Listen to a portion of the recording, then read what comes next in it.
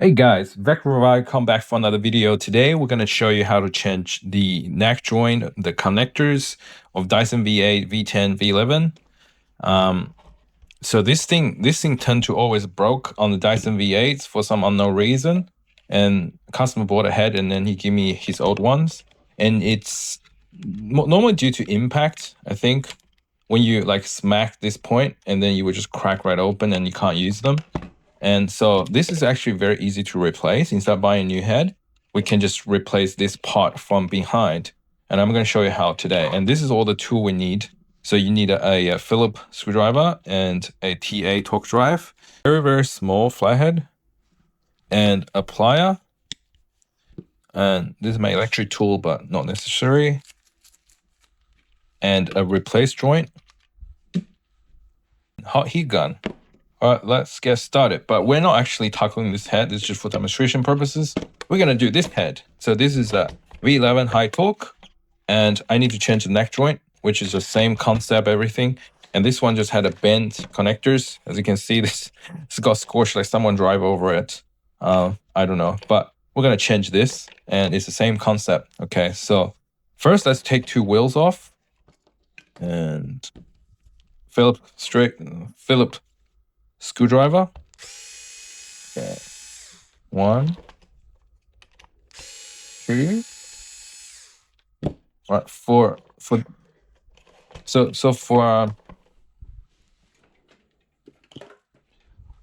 if you have a V8, once you take this out, the wheels just should pop right out. But because for V11, they actually have bearing inside, and there's a poster there that always broke, so we have to be super gentle when we remove them. All right, and what I do is I put a little screwdriver inside and give it a little push, and it come right off. And in this way, if you pull like this way, you put a lot of pressure on this poster. All right, that's done. And then there's 2 screws here. We'll have to take it out with a TA screwdriver. All right, let's go. 1, 2. All right, TA screwdriver done. Okay, now next step is to take out this plate here. All right, now we're getting our small screwdriver, and there's a little trick in here in the end point. Just push up, keep pushing until you hear that. See, this come off. Okay, and same way goes the other side, and poof. All right, and then there's a little tab in there. Goes in a flathead screwdriver, and give it a turn.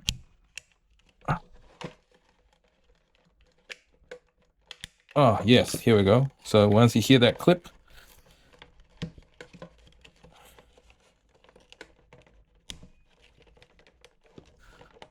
okay,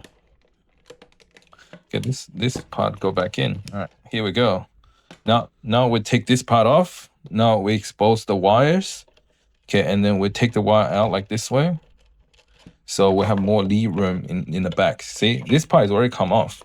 So now we just need to take this connector off. Okay, this one, see this small tiny screwdriver, and give this a wiggle, and you see there's a gap in there. Put it in and just give a little pry, and little pry this way, and this connector should come right out. If it's not come out, check if your cable have a tension. Sometimes the cable gets stopped there, so you can't get it out.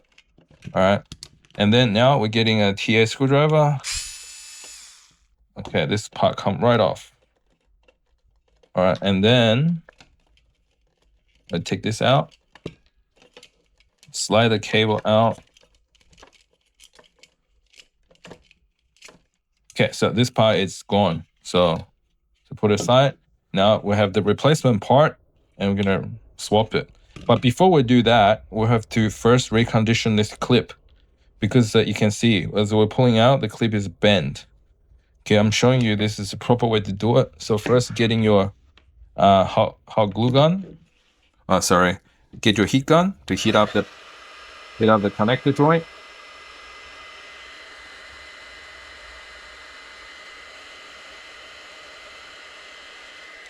So once you heat it up, use the use your plier. Use your plier to gently bend them back into place. All right, you only have one shot at this, so don't mess it up. And then, as you can see, once you bend it, there's some kind of discoloration in here. So now we're gonna use heat gun to recondition the plastic.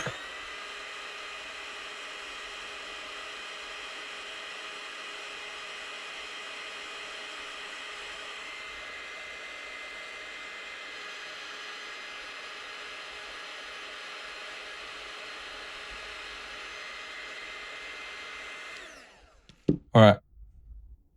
Okay, so now, as you can see, good as new. Now we'll put this aside for the installation. Now we're doing this one. Same thing. I'm just gonna repeat it again. All right, going this way. Okay, now we'll have the parts neck joint ready. So we're gonna just install it. So first we're just gonna push it in from here. All right, and don't put them in place just yet. We'll just do this way, pushed in, and that way from here, pushed in.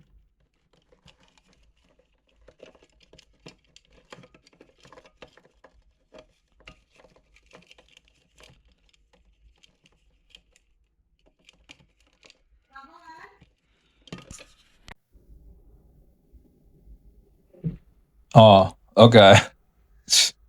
All right, now we're putting the connector back in. All right, we'll just slightly pull it out a little bit, and then we'll grab this, and they have I don't have indication, but we don't need to. Okay, just this part in there.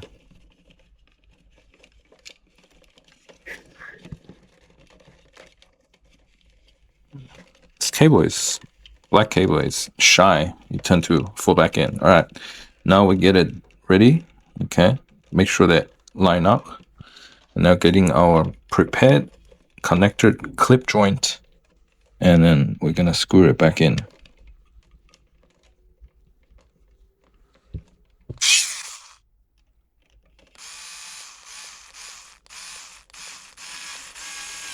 All right, now it's in perfectly.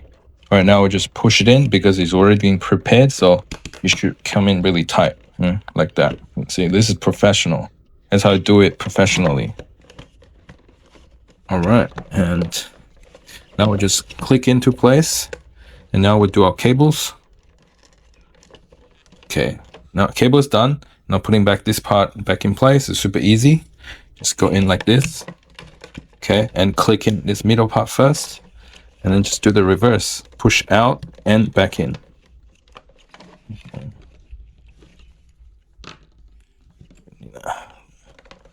Okay, that's in. And push out and in. And in. Okay, done. And as you can see, these are extra pro tips. When I did something repair like this, you can see some kind of marks on the plastic. There's a trick. Just get a hot glue gun, give it a blast,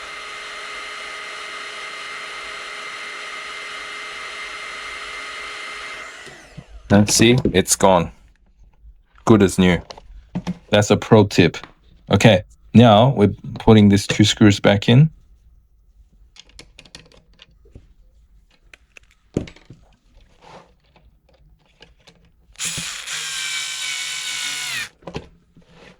And the other side.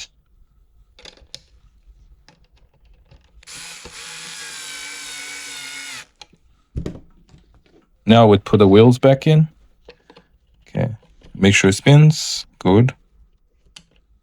And well, I tend to use this too fragile, so I tend to use hand tools instead of electric tools. Okay, I need to feel the posture. Okay.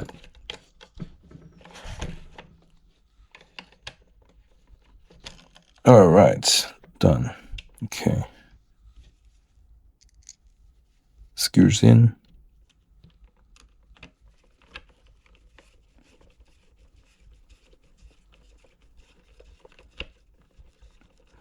All right, all done, guys.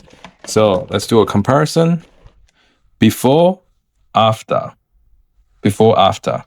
All right, so that's how a this is how a repair job has been done professionally.